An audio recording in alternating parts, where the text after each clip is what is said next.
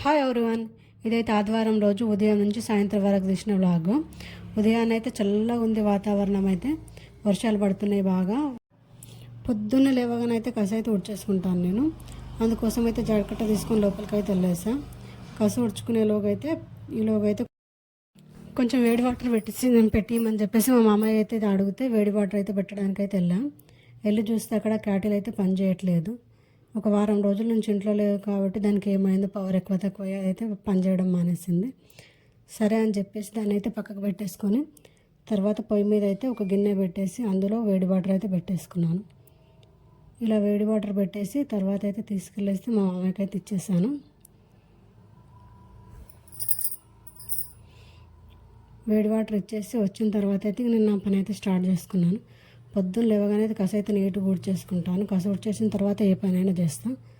అందుకైతే మొత్తం ఇల్లు అయితే ముందైతే మొత్తం అయితే ఊడ్చేసుకున్నాను. అది ఊడ్చిన తర్వాత పాలు అయితే పొయ్యి పైన పెట్టేసుకున్నాను. పాలు పొయ్యి మీద ఒక సైడ్ పెట్టేసి ఇంకొక సైడ్ ఇడ్లీ కోసం అయితే వాటర్ పెట్టేసుకున్నాను.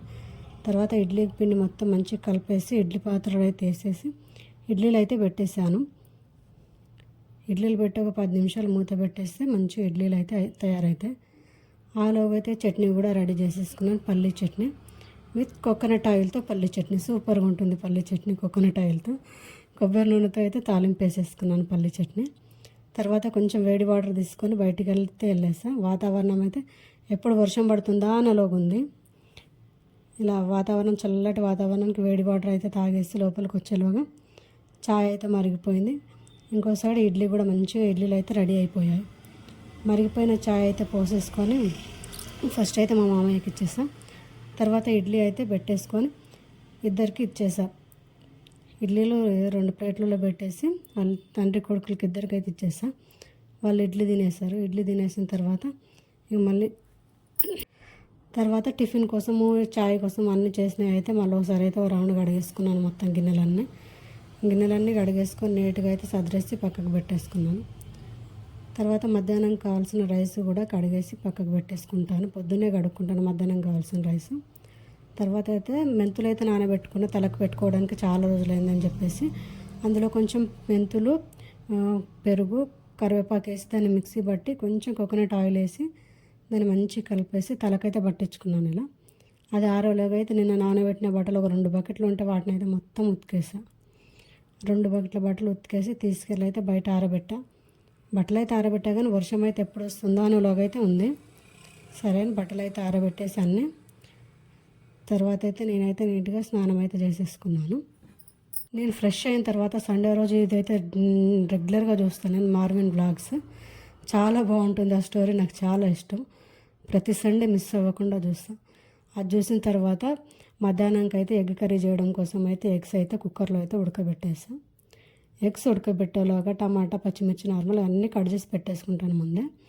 అలా అన్నీ కట్ చేసి పెట్టేసి పొయ్యి మీద ఒక మట్టి పాత్ర పెట్టి అందులో కొంచెం కోకోనట్ ఆయిల్ వేసి గుడ్లను అయితే ఫ్రై చేసి పక్కకు పెట్టుకున్న తర్వాత ఎక్కువ ఆనియన్ వేసి కొంచెం అప్పుడే దంచుకున్న అల్లం వెల్లుల్లి పేస్టు,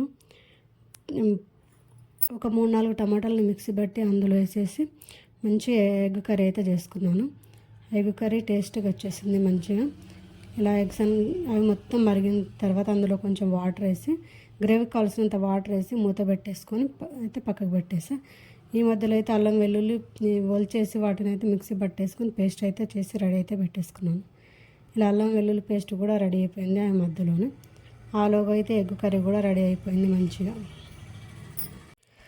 గుడ్ల కర్రీలో అయితే కొంచెం కొత్తిమీర వేసేసి దాన్ని అయితే మంచిగా కలిపేసి మట్టి పాత్రలో మంట బంద్ చేస్తే కూడా ఎగ్స్ ఉడుకుతూనే ఉంటుంది. కర్రీ మొత్తం మంచిగా ఉడుకుతూ ఉంటుంది. ఇలా కింద మంట లేకపోయినా సరే ఒక 5 నిమిషాల వరకు ఉడుకుతూనే ఉంటుంది.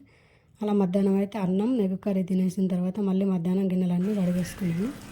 ఇదైతే సాయంత్రం ఇంకా వర్షం పడుతూనే ఉంది, చల్లగా ఉంది.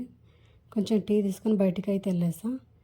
నైట్కి అయితే జొన్న రొట్టెలు చేశాను, 4 జొన్న రొట్టెలు. ఇలా జొన్న రొట్టెలు చేసుకొని 2 వైపులా తింపుతో అయితే మంచిగా కాల్చుకోవాలి. వాటిని ఇలా కాల్చుకుంటాం. ఒక 4 అయితే చేసుకున్నాను. 3 అయితే మడిచేసి హాట్ బాక్స్లో పెట్టాం మెత్తగా ఉంటాయని. ఒక్కటైతే ఒక గట్టిగా కాల్చుకున్నాను, బాగుంటుందని. నైట్ తిన్న తర్వాత గిన్నెలన్నీ కడిగేసుకొని పక్కకు పెట్టేసుకొని లైట్ ఆఫ్ చేసాం.